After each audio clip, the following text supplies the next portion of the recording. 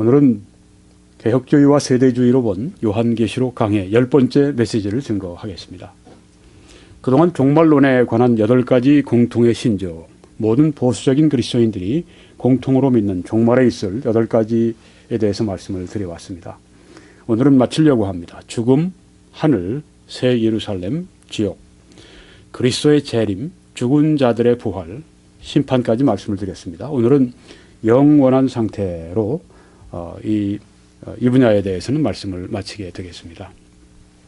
모든 복음적인 그리스도인들은 사람들이 그들의 몸이 부활해서 신자든 불신자든 다 몸이 부활해서 그 부활한 몸과 더불어서 영원을 보낸다고 그렇게 믿습니다. 둘 중에 하나입니다. 다니엘서 말씀 보니까 땅의 티끌 가운데서 자는 자 중에서 많은 사람이 깨어나 죽은 자 가운데서 부활해서 영생을 받는 자도 있겠고 수치를 당하여서 영원히 부끄러움을 당할 자도 있을 것이며 영원한 두 종류의 이 갈 길을 여기 보여주고 있습니다. 영생을 받는 자도 있겠고 또 영원히 수치를 당할 자도 있을 것이다. 이렇게 다니엘서에 말씀을 했는데요. 예수님도 이렇게 말씀하셨습니다. 이를 놀랍게 여기지 말라. 무덤 속에 있는 자가 다 그의 음성을 들을 때가 오나니 선한 일을 행한 자는 생명의 부활로 악한 일을 행한 자는 심판의 부활로 나오리라. 네. 이 말씀에 우리는 분명히 두 종류의 부활이 있을 것을 알게 됩니다. 생명의 부활로 의인들의 부활입니다. 심판의 부활로 악인들의 부활입니다. 지금 사람들이 다 죽습니다. 그렇지만 그 죽은 몸이 언젠가 여기 부활한다고 예수님이 말씀하셨습니다. 그리고 그 부활한 몸과 또한 그 영혼이 함께 어느 장소로 가느냐, 생명으로 가느냐, 심판으로 가느냐, 이렇게 성경은 두 가지 길을 말씀하고 있습니다. 영원한 상태를 말씀하고 있습니다. 영원한 지옥이냐, 아니면 영원한 천국이냐, 네, 두 종류의 그 장래에 영원한 상태가 있다고 성경이 우리들에게 말씀하고 있습니다. 먼저 불신자들을 위한 영원한 지옥, 또 고통의식이 생생한 그 지옥에 대해서 말씀을 드리겠습니다. 저주를 받은 자들아 나를 떠나 마귀와 그 사자들을 위하여 예비된 영원한 불에 들어가라. 이렇게 선고가 있습니다. 영원한 불이라 이렇게 영원한 지옥을 말씀하고 있습니다. 그들은 영벌에, 의인들은 영생에 들어가리라. 네. everlasting punishment, 영원한 지옥을 여기에 말씀하고 있습니다. 그 간부에서 고통 중에 눈을 들어, 그 부자입니다. 나사로와 부자의 그 말씀 가운데 부자가 지옥에서 고통 중에 눈을 들어 멀리 아브라함과 그의 품에 있는 나사로를 보고 불러 이르되 아버지 아브라함이여 나를 긍휼히 여기사 나사로를 보내어 그 손가락 끝에 물을 찍어 내 혀를 서늘하게 하소서. 내가 이 불꽃 가운데서 괴로워하나이다. 영원한 그 고통의식이 생생한 지옥을 여기 말씀하고 있습니다. 나사로를 내 아버지의 집에 보내소서. 내 형제 다섯이 있으니 그들에게 증언하게 하여 그들로 이 고통받는 곳에 오지 않게 하소서. 영원한 고통을 받고 있는 이 부자를 여기서 우리가 보게 됩니다. 그 고난의 연기가 세세토록 올라가리로다. 짐승과 그의 우상에게 경배하고 그의 이름의 표를 받는 자는 누구든지 밤낮 쉼을 얻지 못하리라. 영원한 안식이 없는 고통의 지옥을 여기에 말씀해 주고 있습니다. 또 이 무익한 종을 바깥 어두운 데로 내쫓으라. 거기서 슬피 울며 이를 갈리라고 말씀했습니다. 슬픔과 눈물과 고통과 절망의 지옥을 여기에 보여주고 있습니다. 또 그들을 미혹하는 마귀가 불과 유황못에 던져지니 거기는 그 짐승과 거짓 선지자도 있어 세세토록 밤낮 괴로움을 받으리라. 마귀의 삼위일체, 마귀의 일행, 마귀와 짐승 또한 여기에 그 적그리스도 그리고 거짓 선지자 그 셋이 다 그 지옥에 던져져서 밤낮 괴로움을 받고 있다고 하는 것을 여기에서 보여주고 있습니다. 이 아까 말씀처럼 지옥은 본래 마귀와 그 사자들을 위해서 예비된 곳이니까 무서운 곳임에 틀림없습니다. 지옥에 관한 이 성경의 분명한 가르침들을 우리가 보았습니다. 그래서 우리는 영혼 멸절설 혹은 영혼 절멸설을 우리는 받아들일 수가 없습니다. 여호와의 증인이나 안식교에서는 사람이 죽게 되면은 그것으로 끝이다. 네, 영혼은 그것으로 extinction 끝난다. 물론 이제 영혼 수면설이 있어서 안식교에는 사람이 죽으면 영혼이 의식을 잃어버리고 그 다음에 다시 부활의 날까지 잠잔다. 그 다음에 부활하게 되면 그 다음에는 extinction, 그 다음에는 끝이다. 그 다음에는 이 영혼은 없어진다. 이렇게 영혼 멸절설을 이야기합니다만은 여기 오늘 성경에 보니까 지옥은 생생한 의식이 있는 곳이고 그것은 영원한 것이라고 하는 것을 우리가 이 말씀에서 알게 되기 때문에 영혼 절멸설을 우리는 받아들일 수가 없다고 하는 것입니다. 지옥에서는 어떨까? 그 정도의 고통의 정도가 차이가 있을 것이다. 이렇게 대다수의 그리스도인들이 믿고 있습니다. 이 말씀에 아마 근거가 될 수 있을 것입니다. 주인의 뜻을 알고도 준비하지 아니하고 그 뜻대로 행하지 아니한 종은 많이 맞을 것이요. 네. 알고도 행하지 않으면 많이 맞을 것이요. 알지 못하고 맞을 일을 행한 종은 적게 맞으리라. 무릇 많이 받은 자에게 많이 요구할 것이요. 많이 맡은 자에게는 많이 달라 할 것이니라. 네.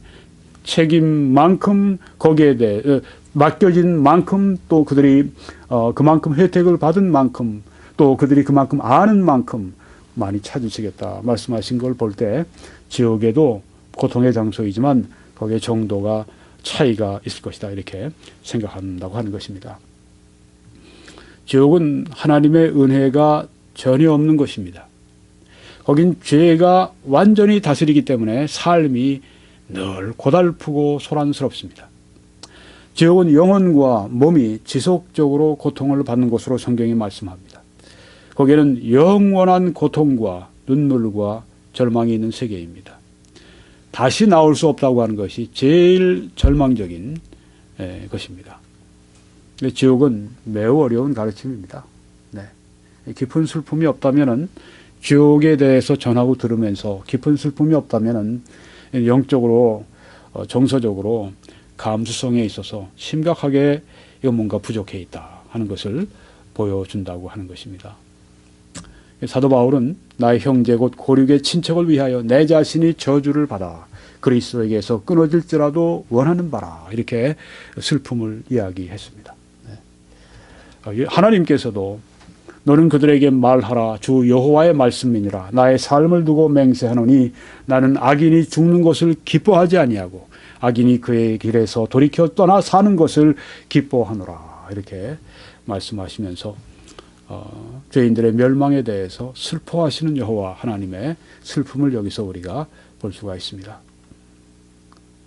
그렇지만 지옥의 가르침은 하나님의 공의를 나타냅니다. 그의 심판은 참되고 의로운지라 이렇게 말씀했습니다. 이제 우리는 또 하나의 영원한 미래 성도의 영원한 번영 천국에 대해서 말씀을 드리려고 합니다. 네, 저기 지금 제가 캐나다 락키에서 찍은 사진인데요. 참 아름다운 그런 전경입니다. 네, 천국은 물론 여기보다 훨씬 더 아름다울 것입니다. 내 아버지 집에 거할 곳이 많도다. 그렇지 않으면 너희에게 일렀으리라. 내가 너희를 위하여 거처를 예비하러 가노니 우리가 가서 살 본향 집을 예비하셨다. 그렇게 말씀을 했습니다. 가서 너희를 위하여 거처를 예비하면 내가 다시 와서 너희를 내게로 영접하여 나 있는 곳에 너희도 있게 하리라. 네, 다시 오시겠다. 그리고 영접해 주겠다. 예수님이 계신 곳에 함께 있게 하겠다. 말씀을 하셨습니다. 참 주님과 함께 가깝게 동행하신 분들이 이제 이 세상을 떠날 때가 되면요 슬프지가 않습니다. 네, 사도 바울은 내가 여기 있는 것보다 주와 함께 있는 것이 훨씬 좋은 일인데 너희 때문에 여기 좀 더 남아 있기를 원한다. 그렇게 이 땅에 미련을 두지 않으시는 모습을 볼 수 있습니다. 유명한 마틴 로이드 존스 목사님이 암으로 말미암아서 돌아가시게 됐습니다. 암이 굉장히 깊어졌어요. 근데 얼마나 꼿꼿하신 분인지 그 암이 굉장히 진행한 후에도 몸 가누기도 힘들죠. 옷을 아주 딱 입으시고 늘 앉아 계셨답니다. 네, 그러면서 가족들이 이제 슬픈 이야기를 하면 나를 붙잡지 말라 그렇게 말씀하셨다고 그래요. 네, 나를 붙잡지 말라고. 네, 이 땅을 떠나는 게 두렵지가 않은 겁니다. 네, 그런 분들에게서 볼 때 제가 참 부러운 것이 뭔지 아십니까? 이 땅을 떠날 때 미련이 없어요. 왜요? 할 일을 다 했다고 생각하니까. 내가 하나님을 위해서 이만큼 내가 달려왔습니다. 나의 달려갈 길을 마치고 내 믿음을 지켰으니 이제는 믿음의 싸움을 싸웠으니 이제 후로는 나를 위하여서 영광의 면류관이, 의의 면류관이 예비됐다. 그렇게 기대하면서 떠날 수 있다면 참 정말 축복받은 인생이다. 이렇게 생각이 되는데요. 우리가 그러해야 되지 않겠습니까? 네, 미련 없이 떠날 수 있는, 내 할 일을 다 하고 떠났기 때문에. 네. 새 예루살렘은 천국의 다른 이름입니다. 요한계시록 21장, 22장에 나와 있죠. 또 내가 봄에 거룩한 성, 시티, 거룩한 도시, 네, 영어로는 도시입니다. 새 예루살렘이 하나님께로부터 하늘에서 내려오니 그 준비한 것이 신부가 남편을 위하여 단장한 것 같더라. 아주 아름다운 새 예루살렘 성을 지금 사도 요한이 성령을 통해서 지금 보며 우리에게 전해주고 있습니다. 네. 모든 시대 모든 성도들의 영원한 처소, 새하늘 새 땅. 내가 새하늘과 새 땅을 보니 이전 땅과 이전 하늘은 없어졌더라. 그렇게 말씀을 했습니다. 그러니까 이전 하늘과 이전 땅은 어떻게 됐습니까? 불로 다 개조가 된 것입니다. 어떤 분들은 옛 하늘과 옛 땅은 완전히 사라지고 새 하늘과 새 땅 완전히 새로 만들어졌다 이렇게 믿는 분들이 있고, 어떤 분들은 아니 옛 하늘과 옛 땅을 불로 완전히 태워서 완전히 개조하신 다음에 죄와 저주에서 비롯되는 모든 것을 제거하신 다음에 거기에 새 하늘과 새 땅을 만드셨다. 그렇게 말씀하시기도, 그렇게 생각하기도 합니다. 네. 죄와 저주에서 비롯된 모든 것, 뭐가 있을까요? 네. 여러분, 이 밴쿠버 같은 곳에 잠을 자도 이 저녁에 요란하게 이 경찰들이 그 경적을 울리면서, 사이렌을 울리면서 질주하는 그런 소리를 듣지 않으십니까? 왜요? 범인 쫓느라고 그렇습니다. 죄가 있기 때문입니다. 천국에는 여러분 그런 이 경찰차도 없고, 네, 경찰차의 사이렌 소리가 밤에 한밤중에 나서 잠이 깨는 그런 경우도 없을 것입니다. 네. 또 어떤 때는 어떻습니까? 차를 타고 가다가 뒤에서 갑자기 그냥 불이 번쩍번쩍 하면서 요란한 소리를 내면서 앰뷸런스들이 오지 않습니까? 그러면 우리가 길을 비켜주기 위해서 옆에 세우기도 합니다. 네. 밤에도 앰뷸런스 소리가, 우리가 잠을 자다가도 그런 소리가 날 때 잠을 깰 때도 있습니다. 그런데 천국에는 병이 없습니다. 병원도 없고 의사도 없고 약도 없고 거기엔 또 앰뷸런스도 없고 거기엔 앰뷸런스 사이렌도 없습니다. 네. 천국은 정말 완전한 곳입니다. 네. 우리가 이 땅에서 살아가면서 때로 운전을 하다가도 아주 기분 나쁜 일을 당하고 악한 운전자들을 만나서 아주 어려운 일을 당하고 그럴 때마다 정말 여기는 우리가 살아가는 것은 문제가 많구나. 네. 하늘나라를 우리가 그리게 됩니다. 새 예루살렘에서의 삶은 무엇보다도 하나님과의 친밀한 교제가 있습니다. 하나님께서 우리를 모든 눈물을 우리 눈에서 씻어 주신다고 말씀했습니다. 이것은 아주 친밀한, 하나님이 우리에게 친밀하게 다가오셔서 우리와 함께 사신다고 하는 것을 여기에 말씀하고 있습니다. 새 예루살렘 성은 정말 아름답습니다. 네. 제가 이 세상에서 본 가장 아름다운 광경들 중에 몇 군데가 캐나다 루키에 있는데 비교가 안 됩니다. 광채가 있습니다. 하나님께로부터 하늘에서 내려오는 거룩한 성 예루살렘을 보이니 하나님의 영광이 그 성의 빛이 지극히 귀한 보석 같고, 하나님의 영광이 있어 그 성의 빛이 지극히 귀한 보석 같고 벽옥과 수정같이 막더라. 하나님의 영광의 빛이 있는 곳, 보석이 있는 곳. 또 이 새 예루살렘의 성벽과 성문은 어떻습니까? 크고 높은 성곽이 있다. 그 성벽이 얼마나 높은지요? 안전한 것을 거기에 보여주고 있습니다. 거기에 죄가 없고 죄인이 없고 범죄가 없으니 안전한 그 장소지만 상징적으로라도 크고 높은 성곽이 있어서 안전한 곳입니다. 새 예루살렘은 정말 규모가 큰 곳입니다. 12,000 스타디온이라고 했으니 2,250km로 가고 2,250km로 올라가고 2,250km로 높이가 되고, 미국의 지금 본토의 절반이 되는 그 크기가 새 예루살렘 성입니다. 새 예루살렘 성을 우리가 보는데 천국이 그 다음에 또 어떻게 생겼는지 가봐야 우리가 확실해질 겁니다만은 이렇게 성령께서 미리 우리들에게 천국이 어떤 곳이다, 너희들이 살 곳이 어떤 곳이다, 이렇게 우리들에게 보여주셨으니 얼마나 참 감사합니까. 네. 이 새 예루살렘은 또한 아름답게 데코레이션, 장식이 되어 있습니다. 네. 이제 우리가 지금도 그렇습니다만은, 네. 앞으로 이제 한 달쯤 후면은 또 크리스마스 장식들이 집들을 밝히겠죠. 거리를 밝히겠죠. 네. 예루살렘 성의 성곽의 기초석은 각색 보석으로 꾸몄는데, 첫째 기초석은 벽옥이요, 둘째는 남보석이요, 셋째는 옥수요, 넷째는 녹보석이요. 이렇게 아름다운 이 성의 모습을 보여주고 있습니다. 새 예루살렘은 또한 거룩한 곳입니다. 성 안에 내가 성전을 보지 못하였으니 이는 주 하나님 곧 전능하신 이와 및 어린 양이 그 성전이심이라. 하나님이 성전 되신, 어린 양 예수님이 성전 되신 바로 거룩한 곳, 거기에 우리가 들어가 살게 된다고 하는 것입니다. 새 예루살렘은 또한 아주 밝습니다. 그 성은 해나 달의 비침이 쓸데없으니 이는 하나님의 영광이 비치고 어린 양이 그 등불이 되심이라. 요사이 얼마나 해가 빨리 어두워집니까? 이제 뭐 한 6시 이상 지나면은 어둑해지고 7시 지나면 새까매지게 됩니다. 네. 얼마 전까지 10시까지도 그래도 호했었는데요. 네. 몇 주 사이에 이렇게 바뀌었습니다. 점점 더 이제 한 달 반 더 지나면서 이제 뭐 4시 되면 어두워지고 그렇게 될 때가 올 겁니다. 어두움이 옵니다. 그런데 이 예루살렘, 새 예루살렘 성에는 하나님의 영광이 비치기 때문에, 어린 양이 등불이 되시기 때문에 거기에는 어둠이 전혀 없는 것입니다. 밝고 밝은 우리의 본향 천국이 될 것입니다. 새 예루살렘은 왜 있는가? 제일 큰 목적은 하나님의 영광입니다. 사람들이 만국의 영광과 존귀를 가지고 그리로 새 예루살렘 성으로 들어가서 하나님께 영광을 돌린다고 말씀을 했습니다. 새 예루살렘 성은 그래서 우리들에게 3가지 도전을 합니다. 첫째는 거룩한 삶입니다. 이 모든 것이 이렇게 풀어지리니 너희가 어떤 사람이 되어야 마땅하냐? 거룩한 행실과 경건함으로. 앞으로 이 거룩한 도성에, 거룩한 도시에 들어갈 거룩한 성민 백성으로서 지금 이 땅에서 살라고 우리들에게 도전합니다. 또 하나는 우리들에게 충성되게 사역하라 말씀하십니다. 견실하며 흔들리지 말고 항상 주의 일에 더욱 힘쓰는 자들이 되라. 이는 너희 수고가 주 안에서 헛되지 않은 줄을 알미라.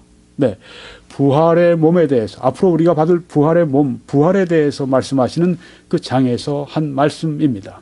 예수 그리스도가 올 때 그 부활이 있습니다. 네, 그리고 이제 종말의 진짜 마지막 그 사건이, 대사건이 거기에서 이루어지게 되죠. 그것을 위해서 우리는 충성되게 사역하라, 이렇게 말씀하셨습니다.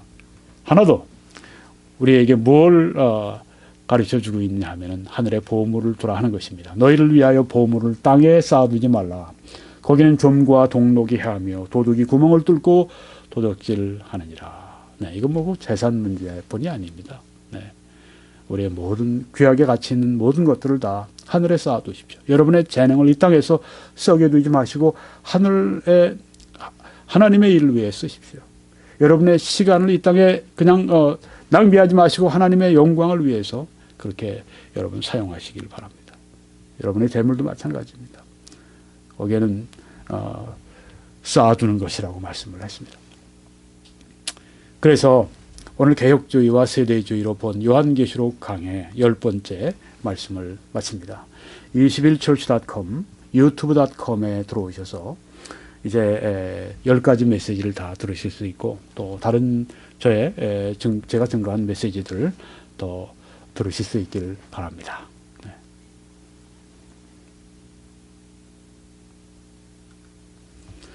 오늘은 로마 카톨릭 교리를 교정한다. 첫 번째 말씀을 증거하겠습니다.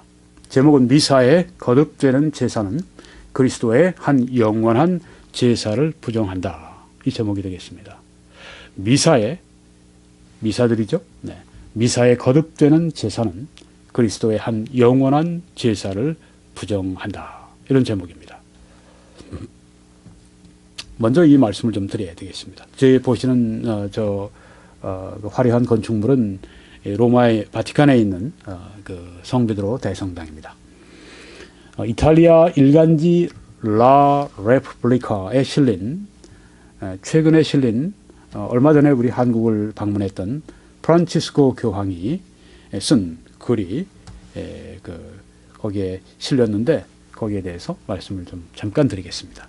이렇게 썼습니다. 그분이요. 무신론자라 할지라도 선을 행한다면 천국에서 함께 만나게 될 것입니다. 네, 이렇게 얘기했어요. 무신론자도 천국 간다는 얘기예요. 선을 행하는 사람들은. 네. 신앙이 없으면 양심에 따라 살면 됩니다. 신의 자비에는 한계가 없습니다. 무신론자에게는 양심에 반하는 행동을 할 때 죄가 됩니다. 양심의 귀를 기울이고 이를 지키는 것은 무엇이 선이고 무엇이 악인지를 늘 판단하게 합니다. 남을 개종시키려 드는 것은 실로 허황한 짓입니다. 전도 필요 없다는 얘기예요. 아무 의미가 없습니다. 전도가 의미가 없다는 얘기예요. 이게 교황의 입에서 나올 수 있는 말인가? 네. 여러분이 한번 생각해 보세요. 네. 서로를 알고 서로의 말에 귀를 기울이고 생각의 반경을 넓히는 것, 우리에게는 바로 그런 태도가 필요합니다. 네. 이 땅에서 우리가 다른 사람들과 함께 잘 지내려면 이런 말은 그런 의미로는 좋아요. 네. 그렇지만 이것이 신앙인으로서 그것도 이 온 세계의 카톨릭의 수장의 입에서 나왔다고 하는 것은 참 믿기기가 어려운 그런 이야기입니다. 그런데 이게 최근에 아까 이태리의 한 일간지에 교황이 직접 쓴 글이 이런 게 여기에 실렸던 것입니다. 무신론자도 선을 행하면 천국 간다. 거기서 만날 수 있을 것이다. 이건 교황의 말입니다. 이건 여기 성경의 말씀과 정반대가 됩니다. 갈라디아 2장 16절에 사람이 의롭게 되는 것은 율법의 행위로 말미암음이 아니요 오직 예수 그리스도를 믿음으로 말미암은 줄 알므로 우리도 그리스도 예수를 믿나니 말씀을 했죠. 네. 사람이 무신론자도 선을 행하면 천국 갈 수 있다면 예수 그리스도가 오셔서 십자가에 왜 피 흘려 죽으셨어요? 아무런 그 의미가 없는 거죠. 기독교 자체를 송두리째 그들이 부정하고 있는 것입니다. 네. 오늘 캐톨릭 교리를 교정한다. 앞서서 제가 이 말씀을 드리는 이유는 그 캐톨릭 수장이 하는 말이 얼마나 성경과 어긋나고 있는가 하는 것을 보여주는 최근에 아주 좋은 사례가 되기 때문에 그렇습니다. 아주 슬픈 사례입니다. 네. 그 다음에 말씀에 보면 이는 우리가 율법의 행위로서가 아니고 그리스도를 믿음으로써 의롭다함을 얻으려 함이라. 율법의 행위로서는 의롭다함을 얻을 육체가 없느니라. 이렇게 말씀을 했습니다. 네. 율법의 행위는 이스라엘 사람들에게는 율법이죠. 그렇지만 아까 교황이 말한 그 얘기 한 가지 맞는 건 뭐냐면 양심은 율법이 없는 이방인들에게 주어진 법입니다. 그런데 그러면 여기 양심의 행위로서는 의롭다함을 받을 수 있다는 얘기입니까? 그렇게 되면 율법을 가지고 있는 유대인들에게 얼마나 그것은 불공정합니까? 율법의 행위로서는 의롭다함을 얻을 육체가 없는데 아까 교황의 얘기에 의하면 양심의 행위로서는 의롭다함을 얻을 육체가 있다는 얘기예요. 네. 얼마나 잘못됐습니까? 율법의 행위든 혹은 양심적인 행동이든 그것으로 의롭다함을 얻을 육체가 없기 때문에 예수 그리스도가 오셔서 십자가에서 피 흘려서 율법의 모든 요구를 또 율법의 모든 저주를 한 몸에 받고 십자가에서 죽으심으로 말미암아서 우리가 내야 할 모든 죄에 대한 대가, 율법을 범함으로 우리가 모든 지불해야 될 죄에 대한 대가를 예수님께서 홀로 십자가 위에서 다 받아주신 것입니다. 그래서 이제는 율법으로서가 아니라 여기 말씀하기에 그리스도를 믿음으로써 의롭다함을 얻으려 함이라. 네. 오직 의인은 믿음으로 말미암아 살리라. 이 갈라디아 2장에 있는 말씀인데 바로 이 말씀 때문에 마틴 루터가 종교개혁을 시작하게 된 것입니다. 네. 의인이 믿음으로 말미암아 산다. 네. 왜 캐톨릭에 대해서 도전장을 던지고 왜 캐톨릭이 잘못됐고 성경과 다르게 나가고 있고 정반대로 나가고 있고 네. 왜 종교개혁을 해야 되는지 마틴 루터의 아주 이 입장을 너무 잘 우리들에게 설명해 주고 있다 생각이 되는 것입니다. 네. 또 이 말씀 예수께서 이르시되 내가 곧 길이요 진리요 생명이니 나로 말미암지 않고는 아버지께로 올 자가 없느니라. 예수 그리스도를 통하지 않고는 결코 하나님께로 올 수가 없다. 이런 말씀했는데 어떻게 캐톨릭의 수장이 그런 말을 할 수가 있습니까? 네. 그러면 캐톨릭의 이런 말을 하는 이 교황은 이건 캐톨릭의 이단자입니까? 그렇지 않습니다. 캐톨릭은 어떻게 믿고 있는가? 앞으로 자세히 설명을 드리겠지만 예수 그리스도를 믿음으로 의를 얻는다 하는 것을 부정하지 않는 것 같으면서 실제로는 부정을 합니다. 네, 아까 같은 말을 통해서. 네, 너희가 그 은혜를 인하여 믿음으로 말미암아 구원을 받았나니 이것이 너희에게서 난 것이 아니요 하나님의 선물이라. 행위에서 난 것이 아니니 이는 아무도 자랑하지 못하게 하려 함이라. 이 말씀에서요.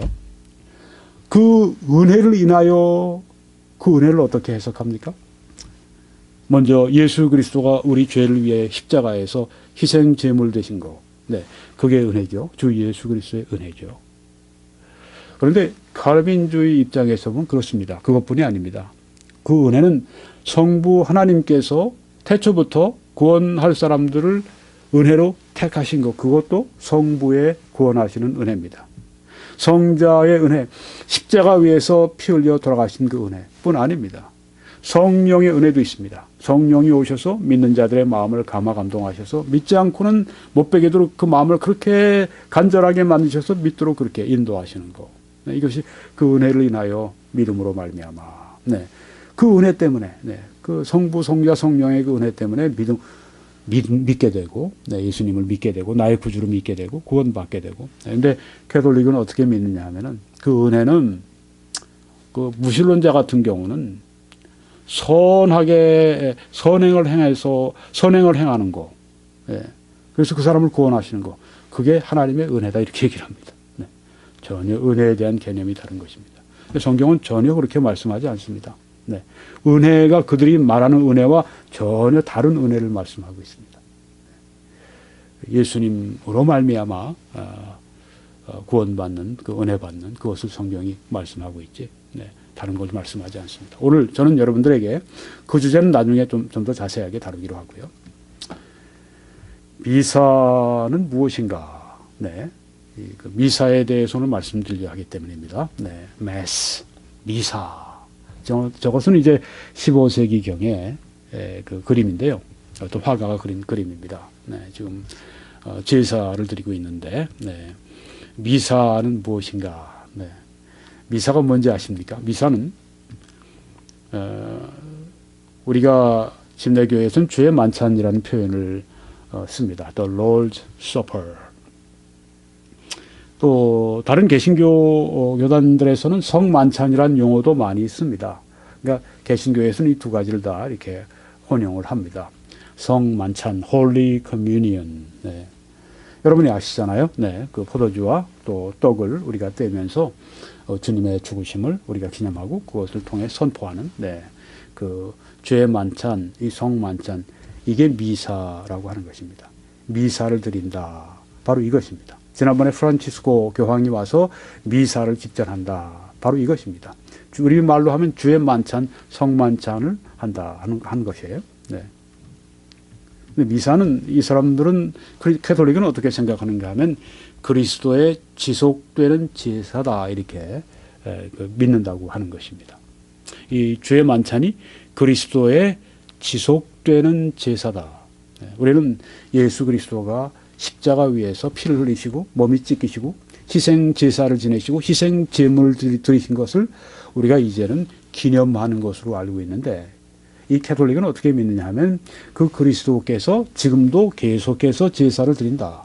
그리스도의 지속되는 제사가 바로 이 미사에 있다. 끝난 것이 아니다. 지금도 그리스도의 제사는 지속이 되고 있다. 이게 바로 미사의 뜻이다. 이렇게 이야기를 한다고 하는 것입니다. 네, 그러니까 우리가 이 알고 있는 개념과는 그 주의 만찬, 이 성만찬, 여기 말하는 이 미사 개념이 다른 것입니다. 네, 그래서 알고 우리가 돼야 되겠습니다. 이 미사를 그래서 중시합니다.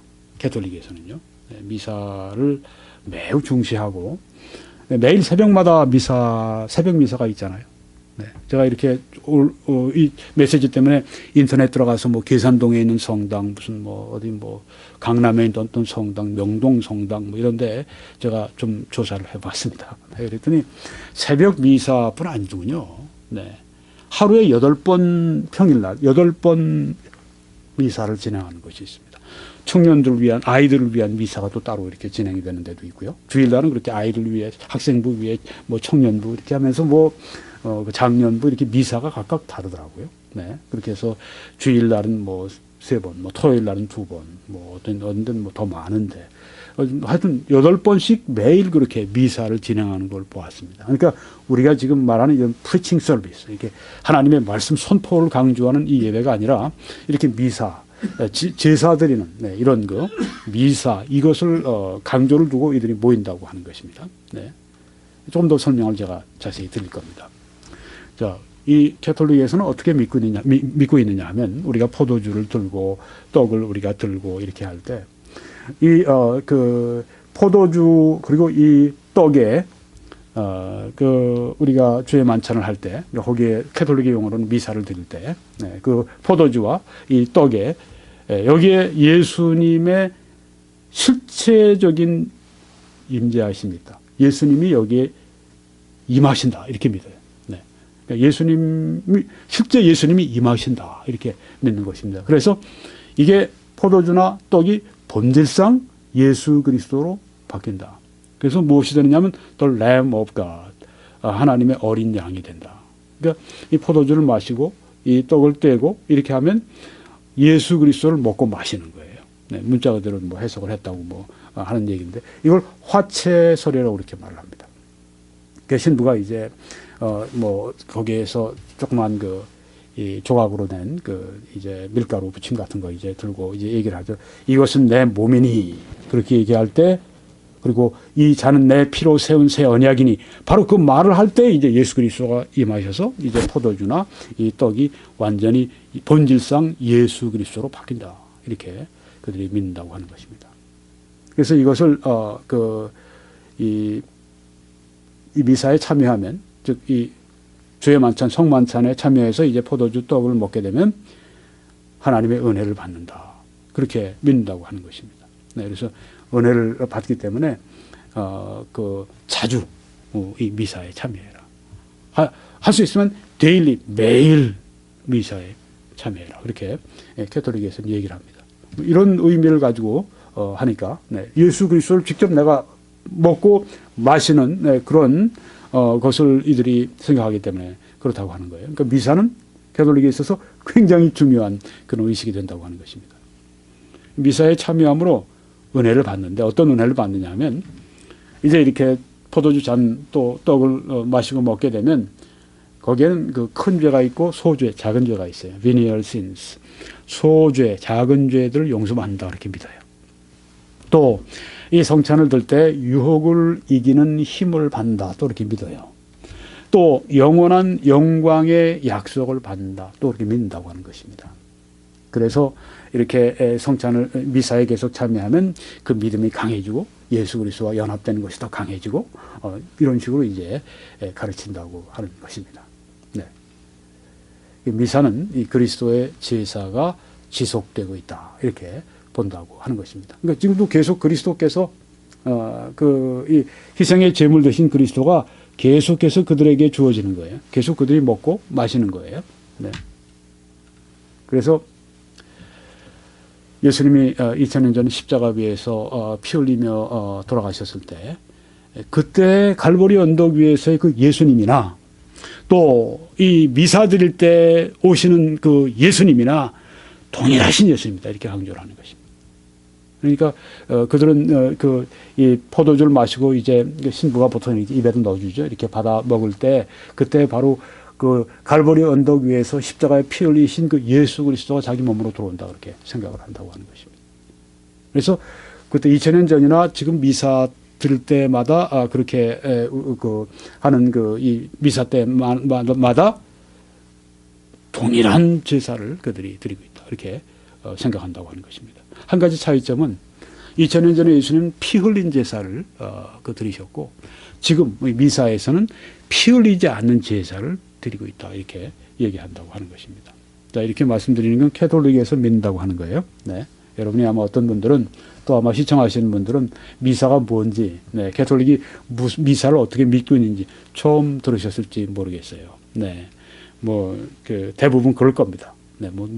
다른 쪽의 믿음을 그렇게 알려고 하나요? 네, 믿는 것, 배우는 것도 바쁜데, 네, 그렇게 생각하기가 쉽죠. 네, 근데 다른 쪽이 믿는 바를 우리가 이렇게 가지고 객관적으로 이 성경 말씀을 우리가 잘 공부해 보면 우리 말씀을 더 잘 이해할 수도 있습니다.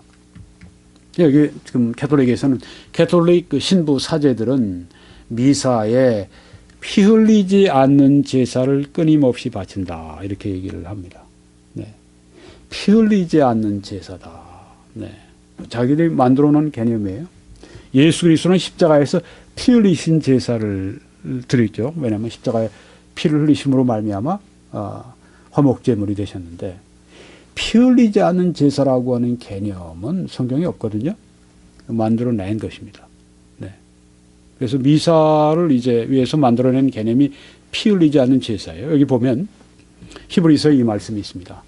제사장마다 매일 서서 섬기며 자주 같은 제사를 드리되 이 제사는 언제나 죄를 없게 하지 못하거니와. 네. 여기 캐톨릭의 사제들이 매일 서서 그 하루에 어떤 때는 8번씩 같은 제사, 네, 같은 이 화목제물의 제사를 드리잖아요. 예전에 그 아론의 제사장들이 그랬습니다. 아론의 혈통을 이어받은 사람들이 제사장들 아닙니까? 근데 그 제사장들은 매일 서서 같은 제사를 저들이 드렸습니다. 어떻게 해요? 짐승의 피를 흘려서. 근데 지금 캐톨릭 사제들은 짐승의 피를 흘리지는 않는다. 우린 피 흘리지 않는 제사를 하나님께 드린다. 이렇게 얘기를 한다고 하는 것입니다. 근데 이렇게 반복해서 제사를 드리는데 여기 성경에 뭐라고 그랬죠? 이 제사는 언제나 죄를 없게 하지 못하거니와. 이렇게 말씀했습니다. 그리스도의 피 흘리지 않는 제사라고 하는 것은 성경에 개념이 없습니다. 예수 그리스도가 피 흘려서 제사 지내지 않으셨으면 피 흘려서 sacrifice, 그걸 제사라고 우리가 번역을 했는데 sacrifice는 희생이라고 얘기할 수도 있고 또 다른 공동 번역 같은 데 보니까 희생 제물이라고 번역했는데 그 번역이 낫다는 생각이 돼요. 네. 희생 제물, 희생 제사를 예수님이 십자가에서 드리셨는데 예수님이 고난 없이 드리셨습니까? 예수님이 피 흘리지 않고 드리셨습니까? 피 흘림이 없은즉 죄사함이 없다고 말씀했는데 그 제사라고 하는 것은 화목 제물이라고 하는 것은 피 흘리는 것에 의미가 있지 않습니까? 근데 피 흘리지 않는 제사라고 하는 것은 자기들이 만들어 놓은 개념이라고 하는 것입니다. 자, 여기에서 매일 그렇게 반복해서 드리는 제사는 언제나 죄를 없게 하지 못한다.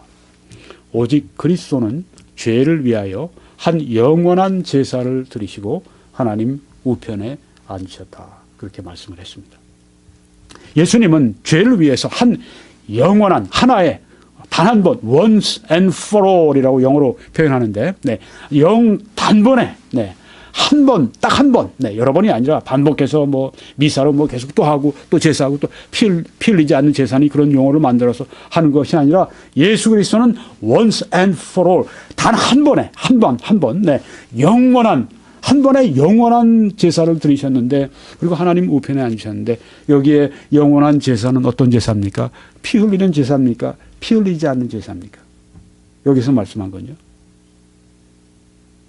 피 흘리는 제사죠. 예수님이 십자가에서 피 안 흘리셨습니까? 여러분 그렇게 믿으십니까? 아니죠. 여기서 한 영원한 제사를 드리셨다고 했을 때 화목 제물 드셨다고 했을 때 그것은 여기서 피 흘렸다고 하는 것은 빼져 있지만 그것은 여기에 이미 들어가 있는 얘기입니다. 예수님이 십자가 위에 피 흘려서 돌아가신 것을 우리가 다 압니다. 한 영원한 제사를 드리셨다고 했을 때 그리스도가 죄를 위해서 피 흘림이 없은 즉 죄사함이 없다는 말씀처럼 여기에 한 영원한 피 흘리는 제사를 하나님 앞에 드리시고 하고 말씀한 것입니다. 그런데 캐톨릭은 어떻게 얘기하느냐 하면은 히브리서 지금 말씀한 건 한 영원한 피 흘리지 않는 제사를 말한다 이렇게 말을 합니다. 맞습니까? 틀립니까? 틀리죠. 네. 한 영원한 제사라고 여기 말씀을 했을 때 여기에 피 흘린다, 피 흘리지 않는다 얘기가 없지만 포함되어 있죠. 예수님이 십자가에서 피 한 방울도 흘리지 않고 죽으셨습니까? 천만에요. 피를 너무 많이 흘리셔서 죽으셨습니다. 피 흘리는 한 영원한 제사. 예수님은 십자가에 올라가시기 전부터 피를 흘리셨어요. 채찍에 맞으시고, 네, 무수한 피를 흘리시고, 십자가에서 마지막으로 피 전부를 쏟으시고 십자가에서 피 흘리는 제물이 되셨는데 여기에 히브리서 여기서는 한 영원한 피 흘리지 않는 제사를 말한다고 이렇게 잘못 말하고 있다고 하는 것입니다. 또 한 영원한 제사라고 말씀드렸죠. 영원한 제사. 여기 또 뭐라고 얘기하냐면 미사는 하는 성경에 한 영원한 제사를 한 반복되는 제사다 이렇게 바꿔버린 것입니다. 네. 예수님은 한 영원한 제사를 드리셨다고 했는데 미사는 한 반복되는 제사를 한다. 네. 이렇게 잘못 말을 하고 있다고 하는 것입니다. 그리스도는 로마 가톨릭의 주장과는 정반대로 한 영원한 제사를 드리셨다. 네, 성경에 말씀하신 것처럼 조금 전에 히브리서에 본 것처럼 한 영원한 제사를 드리시고 하나님 우편에 앉아 계시다고 말씀을 했습니다. 로마 가톨릭은 피 흘리지 않는 제사, 무슨 뭐 반복되는 제사 뭐 이런 이야기를 하는데 전혀 이게 성경에 말씀한 내용이 아니라고 하는 것입니다. 그럼 그런 주장을 왜 합니까? 네, 참 신기하죠. 어떻게 그런 주장이 나오는지 누가 한 사람이 주장하기 시작한 거예요. 높은 사람이.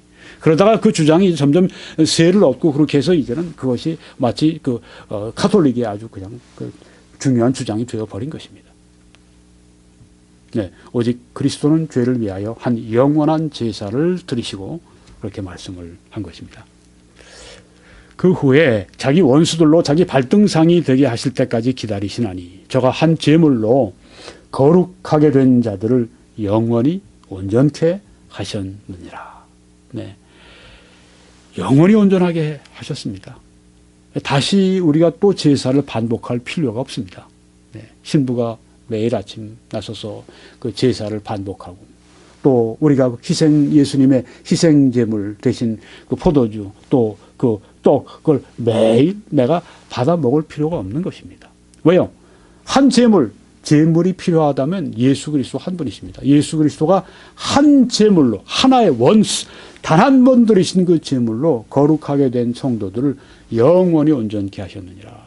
그러니까 이 주의 만찬, 성만찬은 거기에서 우리가 또 뭐 온전함을 또 얻는다, 뭐 죄를 사함받는다 그런 개념이 전혀 아닌 것입니다. 성경에 그런 개념이 전혀 없습니다. 조금 이따 이제 말씀을 보여드릴 것입니다. 그러니까 그들이 말하는 그 미사, 그들이 말하는 우리 용어로는 주의 만찬, 성만찬, 그들의 용어로는 미사, 그것이 얼마나 성경과 다른지 하는 것을 여기서 우리가 확실하게 알 수가 있다고 하는 것입니다. 뭐 피 흘리지 않는 제사를 뭐 얘기한다고 그러고 무슨 뭐 반복되는 제사를 얘기한다고 여기 한 번의 제사로 영원히 온전케 하셨다고 말씀했는데. 네. 또한 성령이 우리에게 증거하시되 주께서 가라사대 그날 후로는 저희와 세울 언약이 이것이라 하시고 내 법을 저희 마음에 두고 저희 생각에 기록하리라 하신 후에 또 저희 죄와 저희 불법을 내가 다시 기억지 아니하리라 하셨으니 이것을 사하셨은즉 다시 죄를 위하여 제사 드릴 것이 있느니라 없느니라. 네. 다시 죄를 위해서 제사 드릴 것이 없습니다. 그러니까 미사에 가서 뭐 이렇게 제사를 드리면서 화목제물 그 제물 희생제물을 또 받아 먹으면서 죄를 사함받고 전혀 그럴 필요가 없다고 하는 것입니다. 왜요? 믿었을 때 우리의 죄를 완전히 사하셨기 때문에. 네. 완전히 사하셨기 때문에 제사 드릴 것이 없습니다. 또 이 죄 만찬을 성만찬 뭐 거기에서 가톨릭에서는 미사라고 하는데 네. 여기 성경 말씀은 축사하시고 떼어 가라사대 이것은 너희를 위하는 내 몸이니 떡을 이제 빵을 말씀하시면서 이것은 내 몸이니 이것을 행하여 나를 기념하라고 말씀하셨습니다. 나를 기념하라. 나를 기념하라는 말은 remember me라는 말씀입니다. 나를 기억하라 말씀하신 것입니다. 또 다음 말씀에도 식후에 또한 이와 같이 잔을 가지시고 가라사대 이 잔은 내 피로 세운 새 언약이니 이것을 행하여 마실 때마다 나를 기념하라 하셨으니 remember me 나를 기념하라. 네. 죄의 만찬, 성만찬 무엇이냐? 기념하는 것입니다. 예수님의 죽으심을, 예수님의 우리를 구원하심을, 우리를 위해 희생제물 되셨음을 우리가 기억하는 것이라고 하는 것입니다. 네. 이 포도주를 마시면서